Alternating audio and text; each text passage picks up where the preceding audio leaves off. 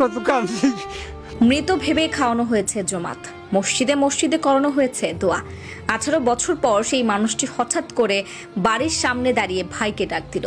দেখে হতবাক হয়ে গেছে ভাই, অবাক হয়ে গেছে পুরো গ্রামবাসী। লোমহর্ষক এক ঘটনা, এ যেন বাস্তব নয়, সিনেমাকেও হার মানাবে এই গল্প। একটা ছোট সংসার ছিল, মা বাবা স্ত্রী আর একটি ছোট্ট মেয়ে। আজ সেই সংসারের কেউ নেই, পৃথিবীতে একা দাঁড়িয়ে আছেন শুধু একজন মানুষ। বলছিলাম পাথরঘাটা চরদুয়ানি ইউনিয়নের 9 নং ওয়ার্ডের ছোট ট্যাংরা গ্রামের মৃত সিকান্দার আলীর ছেলে আলমগীর হোসেন হাওলাদারের কথা। 2008 সালে জীবিকার তাগিদে স্ত্রী ও ছোট্ট মেয়েকে নিয়ে ঢাকায় পাড়ি জমান আলমগীর। শ্রমিক হিসেবে বিভিন্ন জায়গায় কাজ করতেন, সবকিছু ঠিকঠাকই চলছিল। প্রতিদিনের মতো একদিন সকালে কাজে যান তিনি। ঢাকার পোস্তখোলা ব্রিজে পৌঁছানোর পর হঠাৎ একটি মাইক্রোবাস এসে তাকে তুলে নিয়ে যায়। গাড়ির ভেতরে ঢুকেই বেঁধে ফেলা হয় তার হাত পা, বেঁধে দেওয়া হয় চোখ।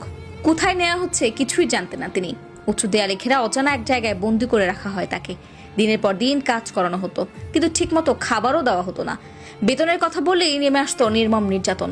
এভাবেই কেটে যায় একদিন, দুদিন, মাস, বছর। একসময় তার জীবন থেকে হারিয়ে যায় পুরো 18টি বছর। এদিকে গ্রামের বাড়িতে স্ত্রী, সন্তান, আত্মীয় স্বজন সবাই ধরে নেয় আলমগীর আর বেঁচে নেই। অপেক্ষা করতে করতে একসময় স্ত্রীর নতুন করে বিয়ে হয়। ছোট মেয়েটিও বড় হয়ে অন্য ঘরে পা রাখে।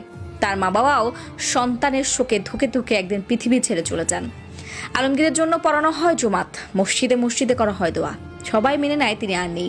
এরই মধ্যে দেশে সরকার পরিবর্তন হয়।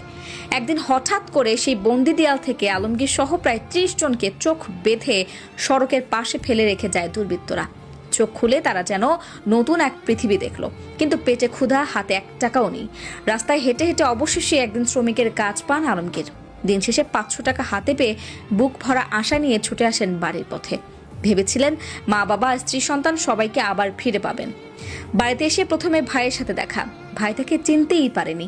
পরিচয় দেওয়ার পর ভাই চিৎকার করে বুকে জড়িয়ে ধরে বলে, ভাই তুই বেঁচে আছিস? কিন্তু এরপরে শুরু হয় সবচেয়ে বড় আঘাত। ঘরে ঢুকে জানতে পারেন মা বাবা আর বেঁচে নেই। স্ত্রী অন্যত্র সংসার করছে, মেয়েটিও এখন অন্যের ঘরের স্ত্রী। সব হারিয়ে একা দাঁড়িয়ে থাকেন আলমগীর। এই খবরগুলো জানার পর শারীরিক ও মানসিকভাবে ভেঙে পড়েন তিনি।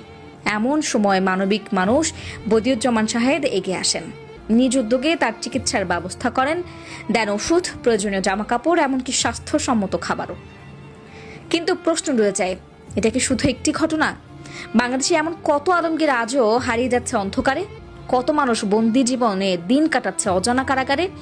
আলমগীর হোসেনের জীবন যেন থেমে গেছে। চারপাশে মানুষ আছে, পৃথিবী আছে, কিন্তু তার কাছে সবকিছুই অন্ধকার। এই ঘটনার সুষ্ঠু তদন্ত হওয়া জরুরি।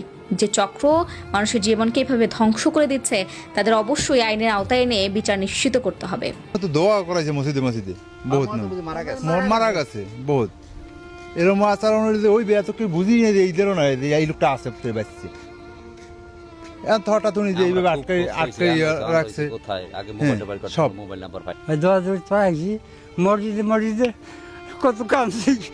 পাই না, খোঁজ নাই, খবর নাই। ওই কুয়াকাটা তালাশ করছি, নির্দেশ হয় না, তালাশ করছি শ্বশুর বাড়ি, সেইখানে কোনো খোঁজ পাওয়া যায় না। এতটাই আর কিছু নেই চাইছে। 18 বছর পর নিজের বাড়ি ফিরে এসে বড় ভাইকে বলে যে, ভাই আমি আলমগীর, আমাকে চিনতে পেরেছেন? এসে শুনে বাবা মা মারা গেছে। কি মর্মান্তিক ঘটনা। 18 বছর তিনি শুধু বলছেন যে আমাকে আটকে কাজ করিয়েছে, বের হতেও